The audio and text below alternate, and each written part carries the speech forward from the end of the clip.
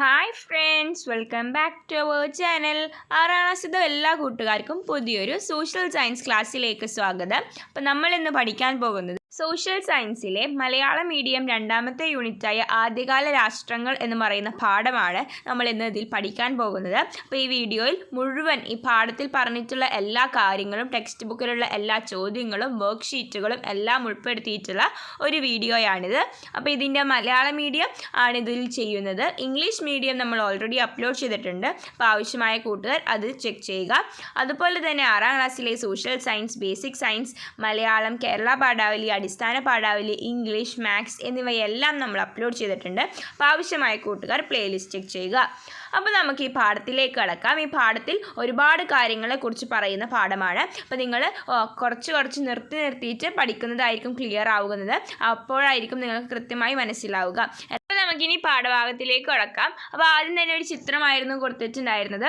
വളരെ സന്തോഷത്തിലാണ് തിങ്കൾമേട് സർക്കാർ വിദ്യാലയത്തിലെ കുട്ടികൾ. സാംസ്കാരിക വിനിമയ പരിപാടിയുടെ മലയാള പരിഭാഷയിലുള്ള സംപ്രേഷണം കാണാൻ എല്ലാവരും കോൺഫറൻസ് ഹാളിൽ എത്തിയിട്ടുണ്ട്. അപ്പോൾ അവരെല്ലാവരും ഒരു പരിപാടി കാണാൻ, അതായത് വിവിധ രാജ്യങ്ങളിൽ നിന്നുള്ള കുട്ടികളൊക്കെ അടങ്ങിയിട്ടുള്ള ഒരു പരിപാടിയാണത്. അപ്പോൾ എന്നിട്ട് ഹെഡ് മാസ്റ്റർ സംസാരിച്ചു തുടങ്ങുകയാണ്. അതാണ് ആ ബോക്സിൽ കൊടുത്തിട്ടുള്ളത്. പ്രിയപ്പെട്ട കുട്ടികളെ, സാംസ്കാരിക വിനിമയ പരിപാടിയെ പറ്റി നിങ്ങൾ കേട്ടിട്ടുണ്ടോ? അപ്പോൾ എന്താണ് അവർ കാണുന്നത്? സാംസ്കാരിക വിനിമയ പരിപാടിയാണ്. വിവിധ രാജ്യങ്ങളുടെയും പ്രദേശങ്ങളുടെയും ചരിത്രവും സംസ്കാരവും പരസ്പരം മനസ്സിലാക്കുന്നതിന് സഹായിക്കുന്നതാണ് സാംസ്കാരിക വിനിമയ പരിപാടികൾ. അപ്പോൾ എന്താണ് ആ പരിപാടി? അതായത് പല രാജ്യങ്ങളിൽ നിന്നും അതുപോലെ തന്നെ പ്രദേശങ്ങളിൽ നിന്നുള്ള ചരിത്രവും അതുപോലെ തന്നെ അവിടെയുള്ള കാര്യങ്ങളുമെല്ലാം പരസ്പരം മനസ്സിലാക്കാൻ വേണ്ടിയിട്ട് സഹായിക്കുന്ന ഒരു പരിപാടിയാണിത്. വിവിധ രാജ്യങ്ങളിലെ വിദ്യാർത്ഥി പ്രതിനിധികളെ പങ്കെടുപ്പിച്ചുകൊണ്ട് എല്ലാ വർഷവും ഇത്തരം സാംസ്കാരിക വിനിമയ പരിപാടികൾ സംഘടിപ്പിക്കാറുണ്ട്. അപ്പോൾ ഓരോ രാജ്യത്തിൻ്റെയും റെപ്രസെൻ്റ് ചെയ്തുകൊണ്ട് ഓരോ വിദ്യാർത്ഥി എന്ന രീതിയിൽ എല്ലാ വർഷവും നടക്കുന്ന ഒരു പരിപാടിയാണിത്. ഈ വർഷം ഗ്രീസ്, ഇറാൻ, ഇറ്റലി എന്നീ രാജ്യങ്ങളിൽ നിന്നുള്ള പ്രതിനിധികളാണ് ഇന്ത്യ സംഘടിപ്പിച്ച ഈ പരിപാടിയിൽ പങ്കെടുത്തത്. അപ്പോൾ ആരൊക്കെയാണ്? ഗ്രീസ്, ഇറാൻ, ഇറ്റലി എന്ന് പറയുന്ന രാജ്യങ്ങളാണ് ഈ വർഷം പങ്കെടുത്തിട്ടുള്ളത്. ഓരോ രാജ്യത്തു നിന്നുള്ള വിദ്യാർത്ഥി പ്രതിനിധികൾ അവരുടെ രാജ്യത്തിൻ്റെ ചരിത്രവും സംസ്കാരവും പങ്കുവെച്ചത് നമുക്ക് പരിചയപ്പെടാം. അപ്പോൾ നമ്മുടെ പാഠം എന്ന് പറയുന്നത് ഇവർ ഈ പരിചയപ്പെടുന്ന ഈ ഇറാൻ, ഗ്രീസ്, ഇറ്റലി എന്നീ രാജ്യങ്ങളുടെ സാംസ്കാരിക പൈതൃകവും അതുപോലെ തന്നെ ചരിത്രവുമെല്ലാമാണ് നമ്മൾ പഠിക്കാൻ പോകുന്നത്. ഓക്കെ. ഗ്രീസിൽ നിന്നുള്ള അഥീന ഒളിമ്പിക്സ് ചിഹ്നം പ്രദർശിപ്പിച്ചുകൊണ്ടാണ് സ്വന്തം നാടിൻ്റെ വിശേഷങ്ങൾ പങ്കുവച്ചത്. അപ്പോൾ ആദ്യം പരിപാടി തുടങ്ങുകയാണ്. അപ്പോൾ അതാണ് നമ്മുടെ പാഠഭാഗമായി കൊടുത്തിട്ടുള്ളത്. അപ്പോൾ ഗ്രീസിൽ നിന്നുള്ള കുട്ടിയാണ് ആദ്യമായിട്ട് അവരുടെ നാടിനെ കുറിച്ച് പറയാൻ വന്നിട്ടുള്ളത്. അപ്പോൾ അഥീന എന്ന് പറയുന്ന കുട്ടിയാണ്. അപ്പോൾ ആ കുട്ടി ഒളിമ്പിക്സിൻ്റെ ആ ചിഹ്നം പ്രദർശിപ്പിച്ചുകൊണ്ടാണ് ആ കുട്ടിയുടെ നാടിൻ്റെ വിശേഷങ്ങൾ പങ്കുവയ്ക്കാൻ തുടങ്ങിയത്. അതാണ് ആ ബോക്സിൽ കൊടുത്തിട്ടുള്ളത്. കൂട്ടുകാരി, ഈ ചിഹ്നം നിങ്ങൾക്ക് പരിചിതമാണല്ലോ. ഇന്ന് ലോകം മുഴുവൻ ഉത്സാഹത്തോടെ പങ്കെടുക്കുന്ന ഒളിമ്പിക്സിന് ആരംഭം കുറിച്ചത് പുരാതന ഗ്രീസിലാണ്. ഗ്രീക്ക് നഗരാഷ്ട്രമായ ഏതൻസിൽ ഉടലെടുത്ത ജനാധിപത്യം ഞങ്ങൾ ലോകത്തിന് നൽകിയ ഏറ്റവും വലിയ സംഭാവനയാണ്.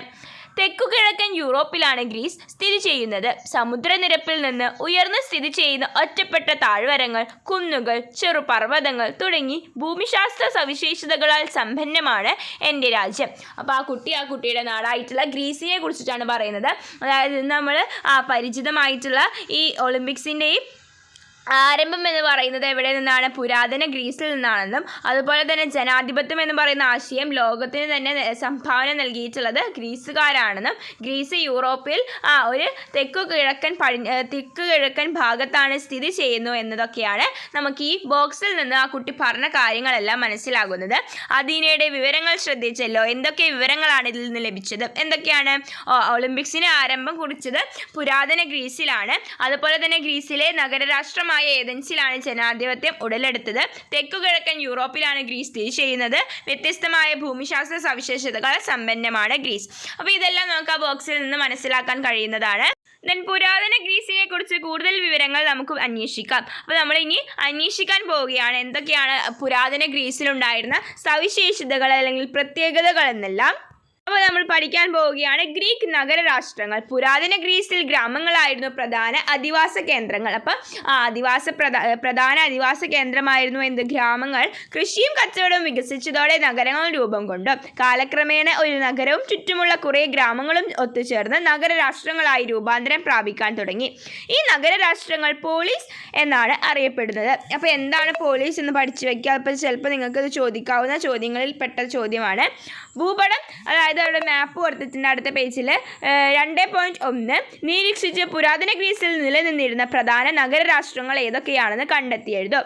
അപ്പോൾ ഒരുപാട് നഗരരാഷ്ട്രങ്ങൾ അല്ലെങ്കിൽ പ്രധാന നഗരരാഷ്ട്രങ്ങൾ പുരാതന ഗ്രീസിൽ ഉണ്ടായിട്ടുണ്ട്. അപ്പോൾ അതിൻ്റെ ഭൂപടം ശ്രദ്ധിച്ചാൽ നമുക്ക് മനസ്സിലാകും. അതൊന്ന് എഴുതാനും കണ്ടെത്തി എഴുതാനും മനസ്സിലാകും. പുരാതന ഗ്രീസിലെ പ്രധാന നഗരരാഷ്ട്രങ്ങൾ ഏതൊക്കെയാണ്?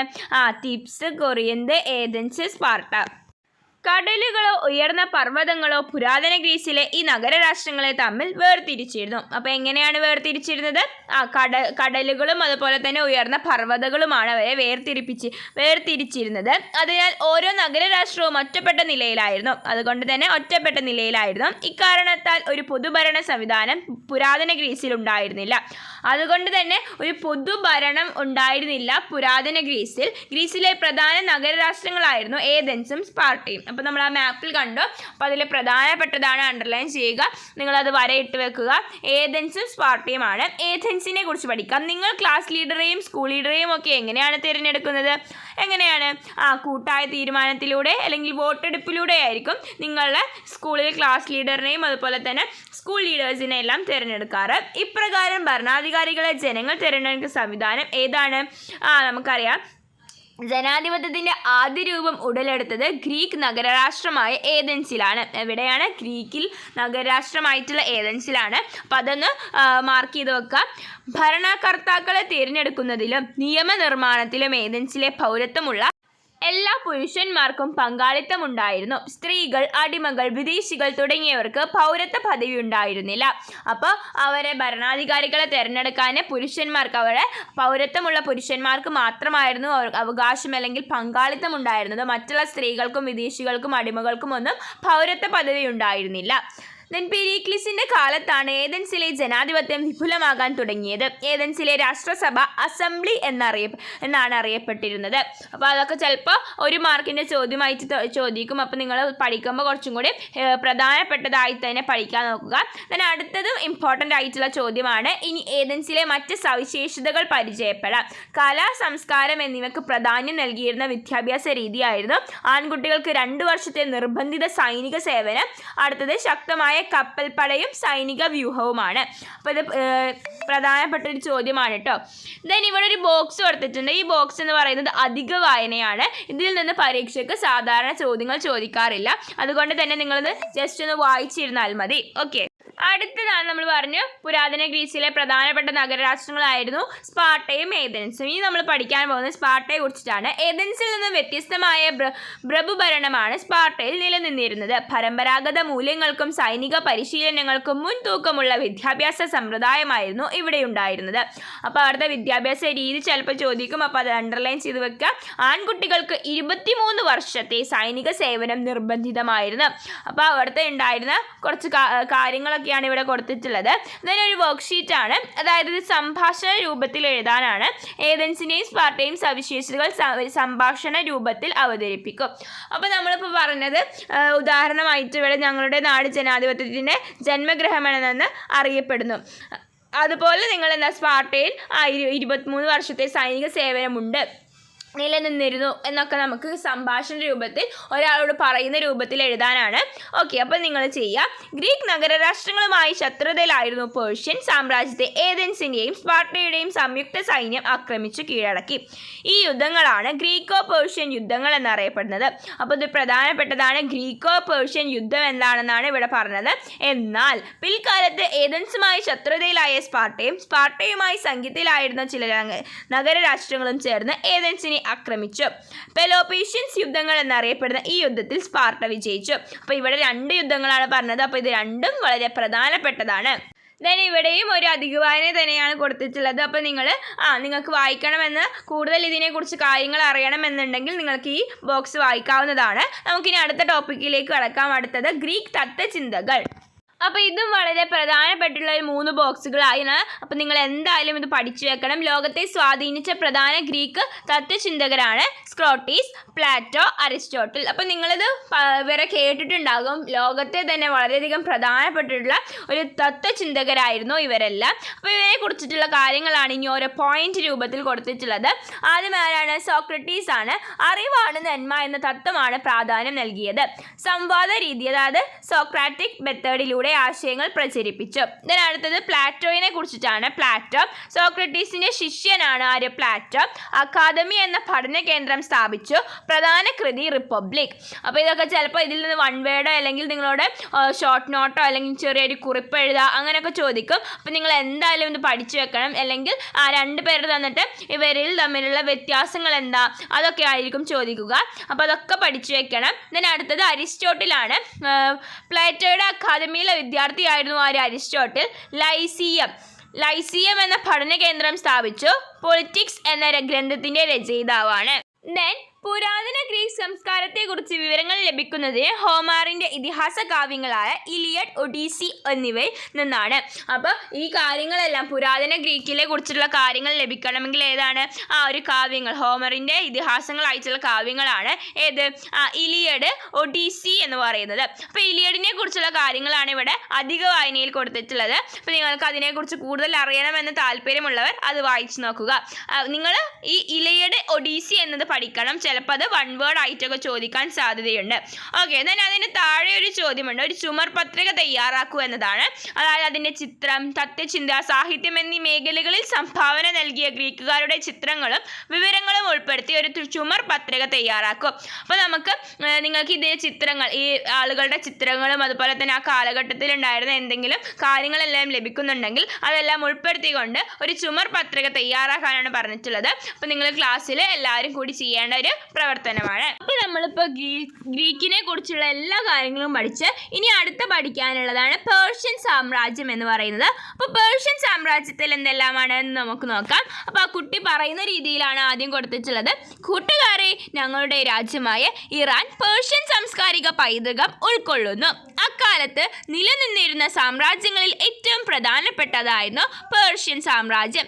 വ്യത്യസ്ത ഭൂപ്രദേശങ്ങൾ ഈ സാമ്രാജ്യത്തിൻ്റെ ഭാഗമായിരുന്നതിനാൽ വൈവിധ്യമാർന്ന സംസ്കാരവും ഭാഷയും പാരമ്പര്യവും ഒത്തുചേർന്നതായിരുന്നു പേർഷ്യൻ സാമ്രാജ്യം. പെർസപോളിസ് ആയിരുന്നു ഈ സാമ്രാജ്യത്തിൻ്റെ തലസ്ഥാനം. അപ്പോൾ ഇതിൽ പറയുന്നത് എന്തെല്ലാമാണ്? രാജ്യത്തെ ഇറാൻ പേർഷ്യൻ സംസ്കാരത്തിൻ്റെ പൈതൃകമൊക്കെ നിലനിന്നിരുന്നു. അതുപോലെ തന്നെ പ്രധാനപ്പെട്ടതായിരുന്നു എന്ത്? പേർഷ്യൻ സാമ്രാജ്യം എന്ന് പറയുന്നത്. അതുപോലെ തന്നെ എന്താണ് അതിൽ പറയുന്നതാണ്? പെർസോപോളിസ് എന്നതായിരുന്നു ഈ സാമ്രാജ്യത്തിൻ്റെ തലസ്ഥാനം, ക്യാപിറ്റൽ എന്നറിയപ്പെടുന്നത്. അപ്പോൾ പെർസോപോളിസിൻ്റെ ഒരു ചിത്രവും അവിടെ കൊടുത്തിട്ടുണ്ട്. ഇറാനെ പ്രതിനിധീകരിച്ച സാംസ്കാരിക വിനിമയ പരിപാടിയിൽ പങ്കെടുത്ത ജഹാന്റെ വിവരണം ശ്രദ്ധിച്ചല്ലോ. അപ്പോൾ നമ്മളത് വായിച്ചു. എന്തെല്ലാം ആശയങ്ങളാണ് ഈ വിവരണത്തിൽ നിന്ന് നമുക്ക് ലഭിക്കുന്നത്? നമുക്ക് ഇതിൽ നിന്ന് ഒരുപാട് കാര്യങ്ങൾ മനസ്സിലായി. അപ്പോൾ അത് നമുക്ക് എഴുതാം. അപ്പോൾ അതിന് എന്താണ്? ഇറാനിനെ കുറിച്ചിട്ടുള്ള ഒരുപാട് കാര്യങ്ങൾ നമ്മൾ പഠിച്ചു. അപ്പോൾ അതിൽ ഏതെങ്കിലും ഒരു 3 പോയിന്റ് ടെക്സ്റ്റ് ബുക്കിൽ എഴുതുക. പേർഷ്യൻ സാംസ്കാരിക പൈതൃകം ഉൾക്കൊള്ളുന്ന രാജ്യമാണ് ഇന്നത്തെ ഇറാൻ. വ്യത്യസ്ത ഭൂപ്രദേശങ്ങൾ പേർഷ്യൻ സാമ്രാജ്യത്തിൻ്റെ ഭാഗമായിരുന്നു. അതുപോലെ തന്നെ പെർസോപോളിസ് ആയിരുന്നു പേർഷ്യൻ സാമ്രാജ്യത്തിൻ്റെ തലസ്ഥാനം. ഓക്കെ, ഇനി നമുക്ക് അവിടുത്തെ ഭരണ സംവിധാനത്തെക്കുറിച്ചാണ് പറയുന്നത്. അപ്പോൾ ഇതെല്ലാം വളരെ പ്രധാനപ്പെട്ടതാണ്. അപ്പോൾ നിങ്ങളിതൊക്കെ നന്നായി തന്നെ പഠിക്കുക. പേർഷ്യൻ സാമ്രാജ്യത്തിലെ പ്രമുഖരായ ഭരണാധികാരികളായിരുന്നു സൈറസും ദാരിയസ് ഒന്നാമനും സെർക്സിസും. അപ്പോൾ അവരുടെ ഭരണാധികാരികളുടെ പേര് പഠിച്ചു വയ്ക്കുക. അവരുടെ പേർഷ്യൻ ഭരണ സംവിധാനമാണ് പറയുന്നത്. 3 പോയിന്റാണുള്ളത്. അപ്പോൾ 3 പോയിന്റ് പഠിച്ചു വെക്കുക. ഭരണ സൗകര്യത്തിനായി വിശാലമായ സാമ്രാജ്യത്തെ നിരവധി പ്രവിശ്യകളായി വിഭജിച്ചിരുന്നു. സത്രപ്പ് എന്നറിയപ്പെട്ടിരുന്ന ഗവർണർമാരുടെ കീഴിലായിരുന്നു സത്രപ്പികൾ. സത്രപ്പ്മാർ രാജാവിൻ്റെ നിയമങ്ങളും നികുതി സമ്പ്രദായത്രപ്പികൾ നടപ്പിലാക്കി. അപ്പോൾ 3 പോയിന്റ് ആണ് കേട്ടോ. അടുത്തതാണ് പറയുന്നത് സരതുഷ്ട ദർശനം എന്ന് പറയുന്നത്. പേർഷ്യയിലാണ് സരതുഷ്ട ദർശനം രൂപം കൊണ്ടത്. അപ്പോൾ അതിനെ കുറിച്ചിട്ടാണ് പറയുന്നത്. ആരാണ് സ്ഥാപകൻ എന്ന് പറയുന്നത്? സരതുഷ്ടയാണ് സ്ഥാപകൻ. ആൻഡ് അഹുരമസ്ത എന്ന് വിളിക്കപ്പെടുന്ന ഏകദൈവത്തിൽ വിശ്വസിച്ചു. സൈന്റ് അവസ്ഥ ആയിരുന്നു മതഗ്രന്ഥം. ഒരു ചോദ്യമുണ്ട്, പേർഷ്യൻ സാമ്രാജ്യത്തിൻ്റെയും സംസ്കാരത്തെയും കുറിപ്പ് ഒരു പ്രദേശത്തിന് സംഘടിപ്പിക്കാനുള്ള ചോദ്യോത്തരങ്ങൾ തയ്യാറാക്കൂ എന്ന് പറഞ്ഞിട്ടുള്ളത്. ഓക്കെ, ഇനി നമുക്ക് പഠിക്കാനുള്ളതാണ് റോമൻ സാമ്രാജ്യത്തെ കുറിച്ചിട്ടാണ്. അപ്പോൾ നമ്മളിപ്പോൾ പേർഷ്യനെ കുറിച്ച് പഠിച്ചു, അതുപോലെ തന്നെ ഗ്രീക്കിനെ കുറിച്ച് പഠിച്ചു. ഇനി അടുത്തതാണ് റോമൻ സാമ്രാജ്യം. അപ്പോൾ ഒരു കുട്ടി പറയുന്ന രീതിയിലാണ് കൊടുത്തിട്ടുള്ളത്. ഹായ് കൂട്ടുകാരെ, എൻ്റെ പേര് അലീന. എൻ്റെ നാടായ ഇറ്റലി റോമ സാമ്രാജ്യത്തിൻ്റെ ഭാഗമായിരുന്നു. പാശ്ചാത്യ നഗരികതയുടെ ജന്മസ്ഥലമാണ് റോമ നഗരം കണക്കാക്കപ്പെടുന്നത്. എല്ലാ പാതകളും റോമയിലേക്ക് എന്ന പ്രയോഗം തന്നെ ഈ സാമ്രാജ്യത്തിൻ്റെ പ്രാധാന്യം സൂചിപ്പിക്കുന്നു. ആദ്യകാലത്ത് റോമിൽ രാജഭരണമായിരുന്നു നിലനിന്നിരുന്നത്. എന്നാൽ കാലക്രമത്തിൽ പ്രജാതൽപർ അല്ലാതെ ഭരണാധികാരികൾക്കെതിരെ കലാപങ്ങൾ ഉയർന്നു വരികയും BCE 6-ാം നൂറ്റാണ്ടിൽ രാജഭരണം അവസാനിക്കുകയും ചെയ്തു. തുടർന്ന് റിപ്പബ്ലിക് എന്ന പുതിയൊരു ഭരണ സംവിധാനം റോമിൽ നിലവിൽ വന്നു. പുരാതന റോമിൻ്റെ ചരിത്രത്തിലെ വലിയ പ്രധാന വഴിത്തിരിവായിരുന്നു റിപ്പബ്ലിക്കിൻ്റെ ഉദയം. അപ്പോൾ റിപ്പബ്ലിക് എന്ന് പറയുന്നത് അവിടെ നിന്നാണ് ഒരു ഭരണ സംവിധാനം നിലവിൽ വന്നത്. അതുപോലെ തന്നെ ഏറ്റവും പ്രധാനപ്പെട്ടിട്ടുള്ള ഒരു സാമ്രാജ്യമായിരുന്നു റോമൻ സാമ്രാജ്യം എന്ന് പറയുന്നത്. അതുപോലെ തന്നെ അവിടെ പണ്ട് കാലത്ത് രാജഭരണമായിരുന്നു. അപ്പോൾ ഇതെല്ലാമാണ് നമുക്ക് ഇതിൽ നിന്ന് മനസ്സിലാകുന്ന കാര്യങ്ങൾ. പുരാതന റോമിനെ കുറിച്ച് എലീന നൽകിയ വിവരണത്തിൽ നിന്ന് ലഭിച്ച വിവരങ്ങൾ കുറിക്കൂ എന്ന് പറയുന്നുണ്ട്. അപ്പോൾ നമുക്ക് പറഞ്ഞതാണ്. അപ്പോൾ അതൊക്കെ അവിടെ എഴുതുക. പാശ്ചാത്യ നഗരികളുടെ ജന്മസ്ഥലമായി റോമ നഗരം കണക്കാക്കപ്പെടുന്നു. റോമിൽ രാജഭരണം നിലനിന്നിരുന്നു. റിപ്പബ്ലിക് ഭരണ സംവിധാനം നിലവിൽ വന്നു. പുരാതന റോമിൻ്റെ ചരിത്രത്തിലെ വഴിത്തിരിവായിരുന്നു റിപ്പബ്ലിക്കിൻ്റെ ഉദയം. അതൊക്കെ അവിടെ എഴുതുക. അടുത്ത ഖണ്ഡിക, റിപ്പബ്ലിക്കൻ ഭരണ സംവിധാനത്തിൽ രാജാവിന് പകരം കോൺസൽ എന്നറിയപ്പെട്ടിരുന്നു തിരഞ്ഞെടുക്കപ്പെട്ട ഉദ്യോഗസ്ഥർക്കാർക്കും ഭരണ ചുമതല. BCE 1-ാം നൂറ്റാണ്ടിൽ റോമൻ റിപ്പബ്ലിക്കിൻ്റെ കോൺസൽ പദവി വഹിച്ചിരുന്നത് ജൂലിയസ് സീസർ റിപ്പബ്ലിക്കിൻ്റെ ഭരണരീതി അവസാനിപ്പിച്ച് ഏകാധിപതിയായി അധികാരം കൈയടക്കി. അപ്പോൾ ജൂലിയസ് സീസർ എന്ന് പറയുന്നവർ ആ വ്യക്തി എന്ത് ചെയ്തു? റിപ്പബ്ലിക്കിൻ്റെ ഭരണരീതി ഏകാധിപതിയായി അധികാരം കൈയടക്കി എന്നാണ് പറയുന്നത്. അടുത്തത് അഗസ്റ്റസിൻ്റെ ഭരണകാലത്താണ് റോമൻ റിപ്പബ്ലിക് പൂർണ്ണമായി റോമ സാമ്രാജ്യമായി മാറിയത്. ആരുടെ കാലത്താണ് റോമൻ റിപ്പബ്ലിക് പൂർണ്ണമായി റോമൻ സാമ്രാജ്യമായി മാറിയത്? അഗസ്റ്റസിൻ്റെ കാലത്താണ്. ഇതോടെ ചക്രവർത്തി പരമോന്നതി ഭരണാധികാരിയായി മാറി. അതോടെ എന്തായി മാറി? ചക്രവർത്തി എന്ന് പറയുന്ന ഒരു ഭരണാധികാരിയായി മാറി എന്ന് പറയുന്നു. ഇനി പറയുന്നതാണ് റോമൻ സാമ്രാജ്യത്തിൻ്റെ സവിശേഷതകളാണ്. അപ്പോൾ ഇത് വളരെ പ്രധാനപ്പെട്ട ചോദ്യങ്ങളായിട്ട് നിങ്ങൾ പഠിച്ചു വെക്കുക. പരീക്ഷയ്ക്കൊക്കെ ചോദിക്കാൻ സാധ്യതയുള്ള ചോദ്യങ്ങളിൽ ഉൾപ്പെട്ടിട്ടുള്ള ചോദ്യമാണിത്. അപ്പോൾ എന്തൊക്കെയാണ് സവിശേഷതകൾ? യൂറോപ്പ്, വടക്കൻ ആഫ്രിക്ക, പടിഞ്ഞാറൻ ഏഷ്യ എന്നിവിടങ്ങളിൽ വ്യാപിച്ചിരുന്ന വിശാലമായ സാമ്രാജ്യമായിരുന്നു റോമൻ ചക്രവർത്തിമാർ പ്രിൻസെപ്പ്, അതായത് പ്രഥമ പൗരൻ എന്നറിയപ്പെട്ടു. പ്രിൻസെപ്പ് തലവനായ റോമൻ ഭരണ സംവിധാനമാണ് പ്രിൻസിപ്പേറ്റ് എന്നറിയപ്പെട്ടിരുന്നു. അഗസ്റ്റസ് ആണ് പ്രിൻസിപ്പേറ്റ് ഭരണ സംവിധാനം സ്ഥാപിച്ചത്. വേതനം കൈപ്പറ്റി സേവനം ചെയ്ത് ശക്തമായ സൈന്യം ഉണ്ടായിരുന്നു. അപ്പോൾ ഇതെല്ലാമാണ് റോമൻ സാമ്രാജ്യത്തിൻ്റെ സവിശേഷതകൾ. ഇനി അടുത്തത് സംഭാവനകളാണ്. റോമിൻ്റെ സാംസ്കാരിക സംഭാവനകൾ. ഭാഷ, സാഹിത്യം, കല, നഗരാസൂത്രണം തുടങ്ങിയ മേഖലകളിലെല്ലാം റോമിൻ്റെ സംഭാവനകൾ നിലനിൽക്കുന്നുണ്ട്. ഏതെല്ലാം? ഭാഷ, സാഹിത്യം, കല, നഗരാസൂത്രണം എന്നിവ എല്ലാ മേഖലകളിലും റോമിൻ്റെ സംഭാവനയുണ്ടായിട്ടുണ്ട്. ജലവിതരണത്തിനായി നിർമ്മിക്കപ്പെട്ട കമാനാകൃതിയിലുള്ള കനാലുകളായ അക്വഡക്റ്റുകൾ, വിശാലമായതും തുറന്ന വേദിയുമായ കൊളോസിയവും റോമൻ സാമ്രാജ്യത്തിൻ്റെ സാംസ്കാരിക സംഭാവനകളാണ്. അതായത് കനാലുകളായിട്ടുള്ള അക്വഡക്റ്റും അതുപോലെ തന്നെ കൊളോസിയറും അവരുടെ വളരെയധികം പ്രധാന സാംസ്കാരിക സംഭാവനകളാണ്. അപ്പോൾ അതിൻ്റെ ചിത്രങ്ങൾ കൊടുത്തിട്ടുണ്ട്. അക്വഡക്റ്റിൻ്റെയും കൊളോസിയത്തിൻ്റെയും ചിത്രങ്ങൾ കൊടുത്തിട്ടുണ്ട്. അതിന് താഴെ ഒരു ചോദ്യമുണ്ട്. റോമിൽ നിലനിന്നിരുന്ന വ്യത്യസ്ത ഭരണ സംവിധാനങ്ങളെക്കുറിച്ച് കുറിപ്പ് തയ്യാറാക്കൂ എന്ന് പറഞ്ഞിട്ടൊരു ചോദ്യമുണ്ട്. അപ്പോൾ അതിൻ്റെ ഉത്തരം നോക്കാം. അപ്പോൾ അതിൻ്റെ കുറിപ്പ് നമ്മൾ എങ്ങനെ എഴുതാം? ഇതുവരെ പഠിച്ചിട്ടുള്ള ആ ഭരണ സംവിധാനത്തെ കുറിച്ച് എഴുതിയാൽ മതി. അതിൻ്റെ ഉത്തരമാകും. ആദ്യകാലത്ത് റോമിൽ രാജഭരണം നിലനിന്നിരുന്നു. BCE 6-ാം നൂറ്റാണ്ടിൽ രാജഭരണം അവസാനിപ്പിച്ച് റിപ്പബ്ലിക് ഭരണ സംവിധാനം നിലവിൽ വന്നു. റിപ്പബ്ലിക്കൻ സംവിധാനത്തിൽ രാജാവിന് പകരം കോൺസൽ എന്നറിയപ്പെട്ടിരുന്നു തിരഞ്ഞെടുക്കപ്പെട്ട ഉദ്യോഗസ്ഥർക്കായി ഭരണ ചുമതല. BCE 1-ാം നൂറ്റാണ്ടിൽ റോമൻ റിപ്പബ്ലിക്കിൻ്റെ കോൺസൽ പദവി വഹിച്ചിരുന്ന ജൂലിയസ് സീസർ റിപ്പബ്ലിക് ഭരണരീതി അവസാനിപ്പിച്ച് ഏകാധിപതിയായി അധികാരം കൈയടക്കി. അഗസ്റ്റസിന്റെ ഭരണകാലത്താണ് റോമൻ റിപ്പബ്ലിക്കിന് പൂർണ്ണമായും റോമൻ സാമ്രാജ്യമായി മാറിയത്. ഇതോടെ ചക്രവർത്തി പരമോന്നതി ഭരണാധികാരിയായി മാറി. അപ്പോൾ ഇതെല്ലാം നമ്മൾ വിശദീകരിച്ച് തന്നെ പറഞ്ഞതാണ്, അതുകൊണ്ടാണ് നമ്മൾ വേഗം പറഞ്ഞു പോകുന്നത്. നമുക്കിനി അടുത്ത ഭാഗം പഠിക്കാം. രാഷ്ട്ര രൂപീകരണം ഇന്ത്യയിൽ എന്നതാണ്. അപ്പോൾ ഇന്ത്യയിൽ വന്നിട്ടുള്ള രാഷ്ട്ര രൂപീകരണത്തെ കുറിച്ചാണ് ഇനി പഠിക്കുന്നത്.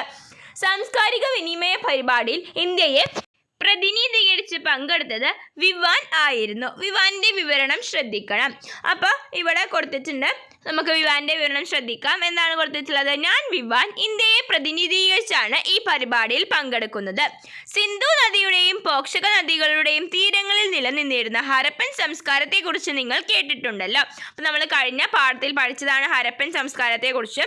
ഹരപ്പൻ സംസ്കാരത്തിൻ്റെ തകർച്ചയ്ക്ക് ശേഷം ഏകദേശം 1500 BCE-യോടെ ആര്യന്മാർ ഇന്ത്യൻ ഉപഭൂഖണ്ഡത്തിന്റെ വടക്കു പടിഞ്ഞാറുള്ള സപ്തസിന്ധു പ്രദേശങ്ങളിൽ അധിവാസമുറപ്പിച്ചു.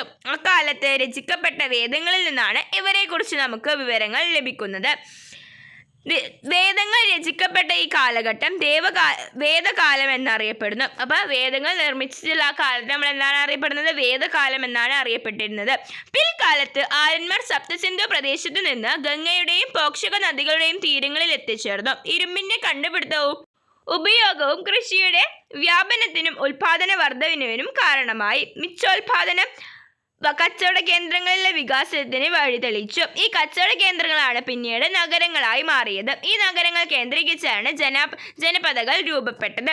അപ്പോൾ ഇവിടെ ഇന്ത്യയെക്കുറിച്ചും അതുപോലെ തന്നെ ആര്യന്മാരുടെ കുറിച്ചും വേദകാലത്തെക്കുറിച്ചും അതൊക്കെയാണ് ഇവിടെ പറഞ്ഞിട്ടുണ്ടായിരുന്നത്. വിവാൻ നൽകിയ വിവരണത്തിൽ നിന്നും ഇന്ത്യയിലെ ജനപദങ്ങളുടെ വളർച്ചയെ സൂചിപ്പിക്കുന്ന ചരിത്ര വഴി കണ്ടെത്തി ചുവടെ നൽകിയിരിക്കുന്ന വർക്ക്ഷീറ്റ് പൂർത്തിയാക്കും. അപ്പോൾ ഇതിൽ നിന്ന് നമുക്ക് എന്താണ് ആര്യന്മാരുടെ ആ ചരിത്ര വഴി നമുക്ക് മനസ്സിലാകാം. അപ്പോൾ അടുത്ത പേജിൽ ഒരു വർക്ക്ഷീറ്റ് കൊടുത്തിട്ടുണ്ട്. അപ്പോൾ അതിലും ഇന്ത്യയിൽ ജനപദങ്ങളുടെ വളർച്ചയെ സൂചിപ്പിക്കുന്നതാണ് ആ വർക്ക്ഷീറ്റ്. അത് പൂർത്തീകരിക്കാനാണ് പറഞ്ഞിട്ടുള്ളത്. അപ്പോൾ ആ വർക്ക്ഷീറ്റാണ് ഇവിടെ കൊടുത്തിട്ടുള്ളത്. അപ്പോൾ നമുക്ക് എങ്ങനെ എഴുതാം? ആ ജനപദങ്ങൾ എന്ത് ചെയ്തു? മിച്ചോൽപാദനമാണ്, അതിനുശേഷം ഉൽപാദന വർധനവ്, അതിനുശേഷം കൃഷിയുടെ വ്യാപനം ഉണ്ടായി, അതുപോലെ അതിനുശേഷമാണ് ഇരുമ്പിൻ്റെ കണ്ടുപിടുത്തവും ഉപയോഗവും നടന്നത്.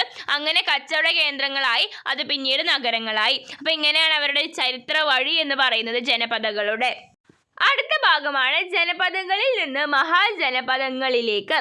അപ്പോൾ നമുക്ക് നോക്കാം. പുരാതന ഇന്ത്യയിൽ രൂപം കൊണ്ട നഗരങ്ങളിൽ കേന്ദ്രീകരിച്ചാണ് ജനപദങ്ങൾ രൂപപ്പെട്ടതെന്ന് കണ്ടല്ലോ. ഫലഭൂയിഷ്ഠമായ നദീതടങ്ങളും സമൃദ്ധമായ വനമേഖലകളും ചില ജനപദങ്ങളെ കൂടുതൽ ശക്തമാക്കി.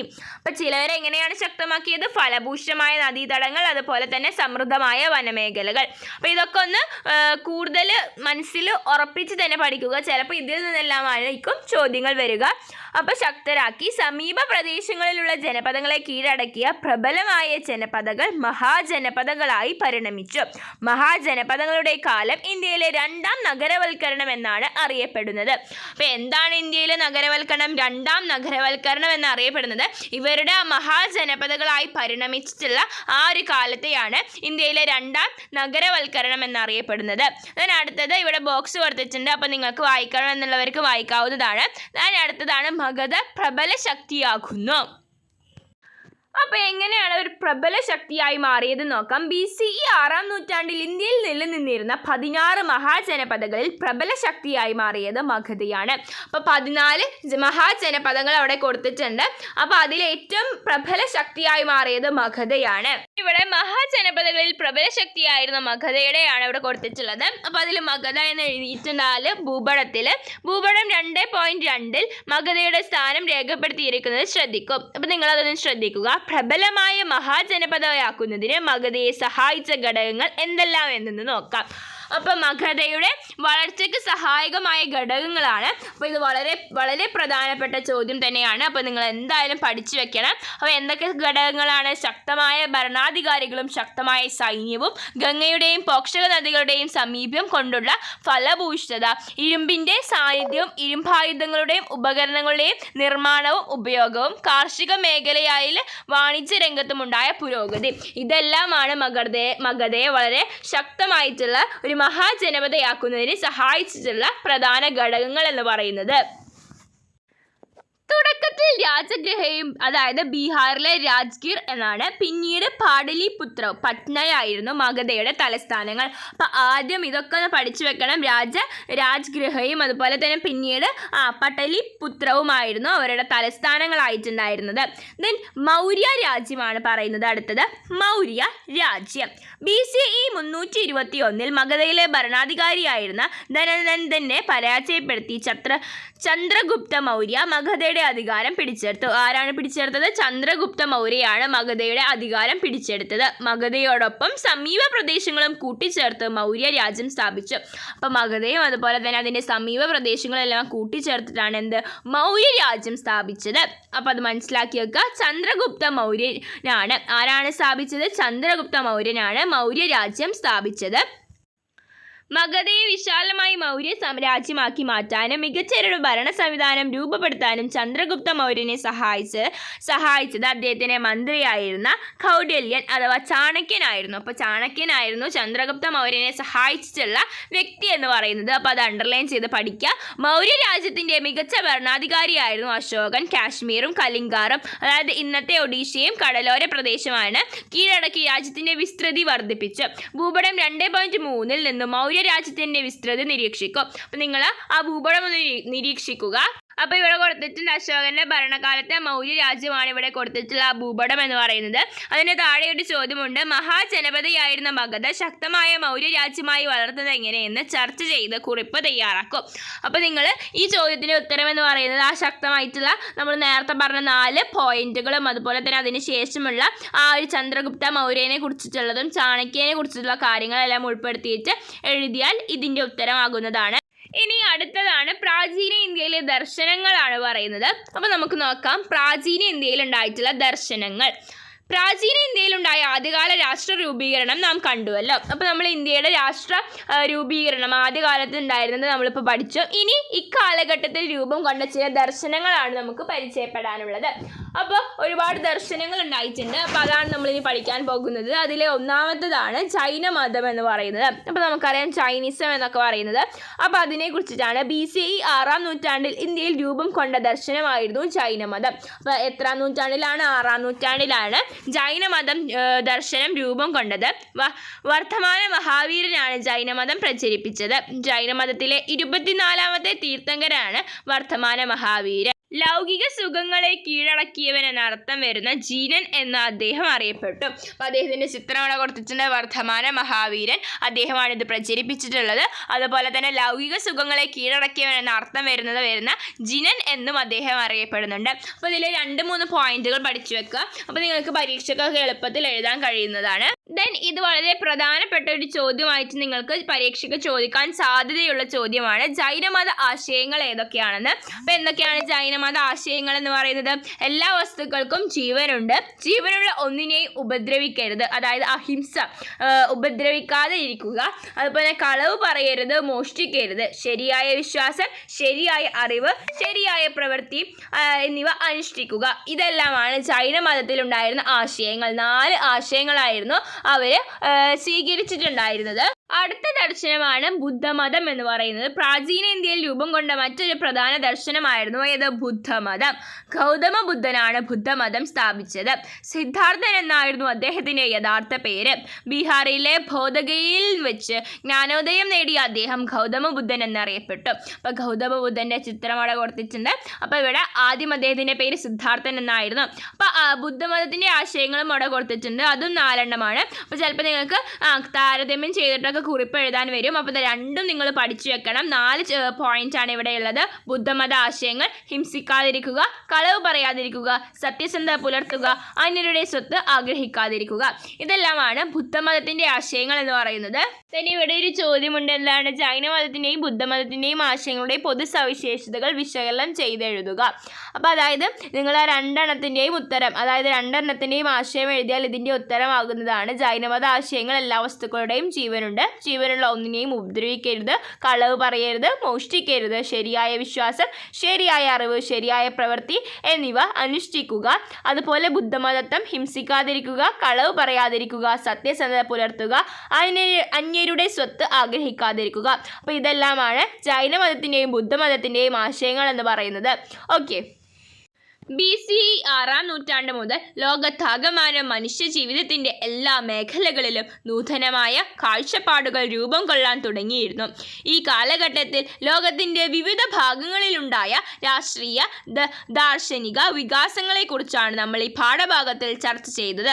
രാഷ്ട്ര രൂപീകരണം, ഭരണ സംവിധാനങ്ങൾ, സാംസ്കാരിക മുന്നേറ്റങ്ങൾ തുടങ്ങിയ മേഖലകളിലുണ്ടായ മാറ്റങ്ങൾ നാം പരിചയപ്പെട്ടു. രാഷ്ട്രത്തിൻ്റെയും ഭരണ സംവിധാനത്തിൻ്റെയും സവിശേഷതകളും പ്രത്യേകതകളും എന്തൊക്കെയാണെന്ന് തുടർന്നുള്ള പാഠങ്ങളിൽ പരിചയപ്പെടാം. അപ്പോൾ ഇനിയുള്ള പാഠങ്ങളും ഇതുമായിട്ടുള്ള, അതായത് രാഷ്ട്രീയത്തിൻ്റെയും ഭരണ സംവിധാനത്തിൻ്റെയും ഉണ്ടായിരുന്ന പ്രത്യേകതകളും സവിശേഷതകളും എല്ലാമാണ് ഇനിയുള്ള പാഠങ്ങളിൽ പഠിക്കാൻ പോകുന്നത്. അപ്പോൾ ഈ പാഠത്തിൽ ഒരുപാട് കാര്യങ്ങൾ പഠിച്ചു. ഗ്രീക്ക് സാമ്രാജ്യത്തെക്കുറിച്ച്, പേർഷ്യൻ സാമ്രാജ്യത്തെക്കുറിച്ച്, നമ്മുടെ ഇന്ത്യൻ നഗരരാഷ്ട്രങ്ങളെക്കുറിച്ച്, ആദ്യകാല ഭരണത്തെക്കുറിച്ചെല്ലാം നമ്മളിപ്പോൾ പഠിച്ചു കഴിഞ്ഞിട്ടുണ്ട്. അപ്പോൾ നിങ്ങളിതെല്ലാം പഠിക്കുക. അതുപോലെ തന്നെ പ്രധാനപ്പെട്ടതാണെന്ന് പറഞ്ഞതെല്ലാം ഒന്നുകൂടെ നിങ്ങൾ പഠിച്ചു എന്ന് ഉറപ്പ് വരുത്തുക. അപ്പോൾ ഇതിലെ നോട്ട്സ് എല്ലാം നിങ്ങൾക്ക് ഇതിൽ തന്നെ മനസ്സിലായിട്ടുണ്ടാകുമെന്ന് വിചാരിക്കുന്നു. അതായത് നോട്ട്സ് എന്ന് പറയുന്നത് നമ്മൾ ഇമ്പോർട്ടൻറ്റ്, പ്രധാനപ്പെട്ടതാണെന്ന് പറഞ്ഞതെല്ലാം നിങ്ങൾ നോട്ട്സ് ആയിട്ട് എഴുതാവുന്നതാണ്. അതുപോലെ തന്നെ നമ്മൾ വർക്ക്ഷീറ്റുകളെല്ലാം പറഞ്ഞു. ടെക്സ്റ്റ് ബുക്കിലുള്ള എല്ലാ ചോദ്യങ്ങളും നമ്മൾ ഇതിൽ ഡിസ്കസ് ചെയ്തിട്ടുണ്ടായിരുന്നു. അപ്പോൾ നിങ്ങൾക്കിത് വളരെയധികം ഉപകാരപ്രദമായെന്ന് വിചാരിക്കുന്നു. അതുപോലെ 6-ാം ക്ലാസ്സിലെ മറ്റ് വീഡിയോസ് നമ്മൾ അപ്ലോഡ് ചെയ്തിട്ടുണ്ട്. അപ്പോൾ ആവശ്യമായ കൂട്ടുകാർ എന്തായാലും പ്ലേലിസ്റ്റ് ചെക്ക് ചെയ്യുക. അതുപോലെ ഇംഗ്ലീഷ് മീഡിയം ആവശ്യമുള്ളവർ അതും കൂടെ നമ്മൾ അപ്ലോഡ് ചെയ്തിട്ടുണ്ട്. ഓക്കെ, അപ്പോൾ നിങ്ങൾക്കിത് വളരെയധികം ഉപകാരപ്രദമായെന്ന് വിചാരിക്കുന്നു. Thanks for watching.